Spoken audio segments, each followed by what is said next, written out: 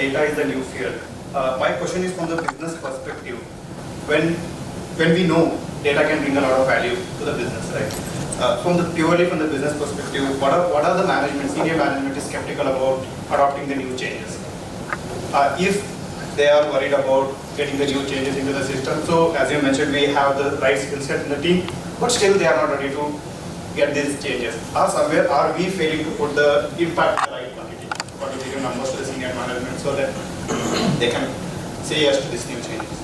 So what are they skeptical about getting the new changes into the system?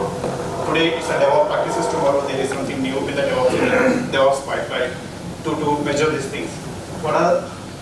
I just wanted to know that what are they really skeptical about?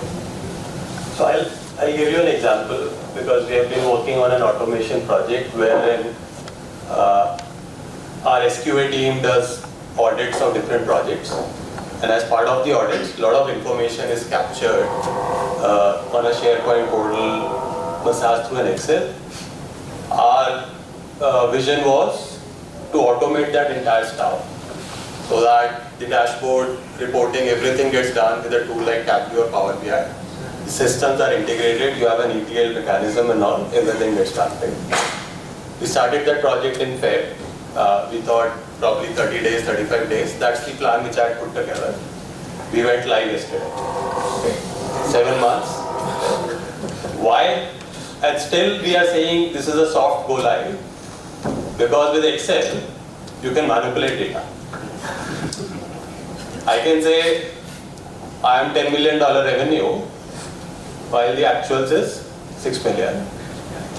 And because I am management, I am the head of the BU, I present that data.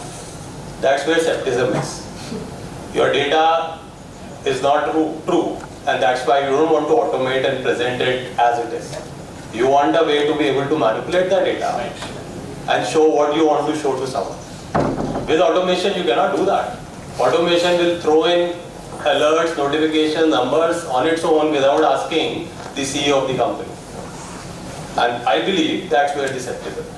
It brings out dust from the carpet. Yeah. That's good. I just want to add one thing. So there's so many myths also. Like for example, AI will automate, you will lose a job. That's what the ops has helped us to kind of sustain this. And when people comes to us, you want to automate and do the AI, everybody needs 100%. Nobody satisfied with 90%. How you reach 100%? That's where the ops is happening. And the kind of how we replace those paradigm is the current delivery we did right. And the surprising element was we were 80% accurate. But when human actually are testing those, they are kind of 30% inaccurate. So still we are lagging on 20%. Still we replace all the people and change their job cycle to as auditor rather than assessing this, helping us to reach out to 90%. So they are not losing the job, but all ops is helping to change, learn the new things, and help the AI system to improve further.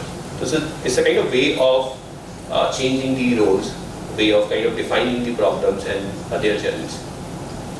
I'll just add one more point. I would not call that as a skepticism. I would call that as a resistance, right? Because one of the things which people have in mind is, okay, you are doing all this, will it increase my revenue? Will it bring new business? It's very difficult to answer that question when you want to implement a good engineering practice. And when the question is, by implementing this practice, will my revenue go up by 20%, 10%? How can engineering justify that? Cost, it's a cost. People will always relate to any new implementation which is not directly related to revenue as a cost. So to break that kind of notion, then we have to go back to the drawing board and we have to prove that, look what happened in this project, that project. So it's like you have to explain in very basic language that if you have to cut one tree, you don't have to sharpen the axe.